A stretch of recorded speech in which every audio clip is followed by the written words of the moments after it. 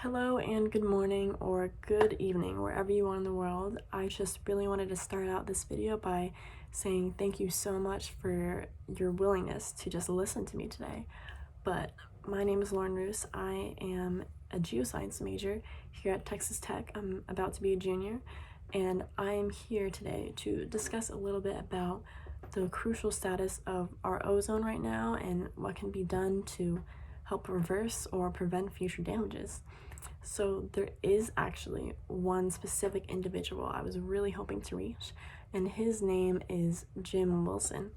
Now, Mr. Wilson is the president of one of the world's largest aerosol manufacturing companies, and a huge amount of respect to him just because of how successful he is, everything he's done for his company, and how well he's really put himself out there in the world. But I personally believe it is about time for Crown to consider a more environmentally friendly approach to aerosol, and in this case it would be using propellants, for example a compressed gas, instead of the toxic chemicals that are currently being used that really damage the atmosphere.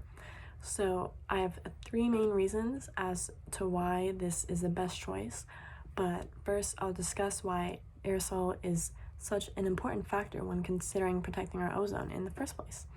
So the main concern of products such as aerosol used to be these special chemicals called chlorofluorocarbons, or CFCs for short, and these chemicals would travel up into the atmosphere and break down oxygen molecules and the bonds between them that would leave a hole in our ozone, which actually still exists today.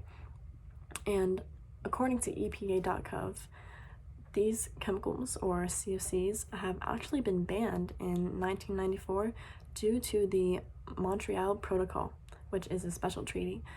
But it really doesn't end there, even though it's a huge step to recovery, and it's a really great thing.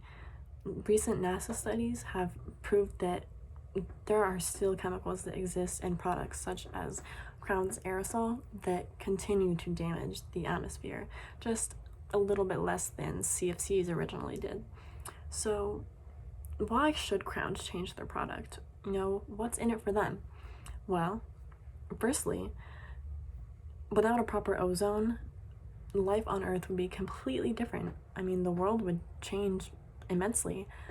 UV rays would damage crops to the point where they could not survive, they could not be grown, habitats would be destroyed, animals, all animals, even marine life, would no longer be able to survive.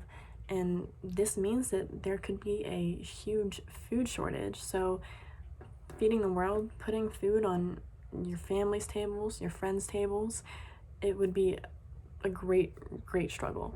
So secondly, the ozone hole has some medical effects on people because the ozone actually protects us from certain damaging UV rays called UVB rays. And some of these medical effects include cataract damage and skin cancer. So it may not be relevant now, it may not seem like it's a really pressing issue, but in a few years or a few decades, there will be inevitable suffering. If the lack of food on your table isn't enough to consider changing Crown's products, it's really important to think about your family and your children's well-being. If this continues, if there's more damage on the ozone hole and it continues to get worse, all the generations after you will be suffering severe medical conditions that would honestly just make life painful. And now I know it's a huge concern that, how will sales be affected by changing Crown's product? But in this case, it's actually not risky at all. In fact, it could be extremely successful. In recent times, people are becoming more and more environmentally aware, so they're changing simple things in their daily routines just to consider the environment more and to do something that will help the world. And if Crown were to advertise their change to propellants rather than using the toxins that they currently are, in hopes of bettering the environment, there would be even more people. There would be a multitude of people that would be willing to use this product just because they know that Crown is considering the environment, considering the world, and considering the future. So basically what I'm trying to say is that the final reason to consider this change to propellants would be because it would be a huge financial success as well.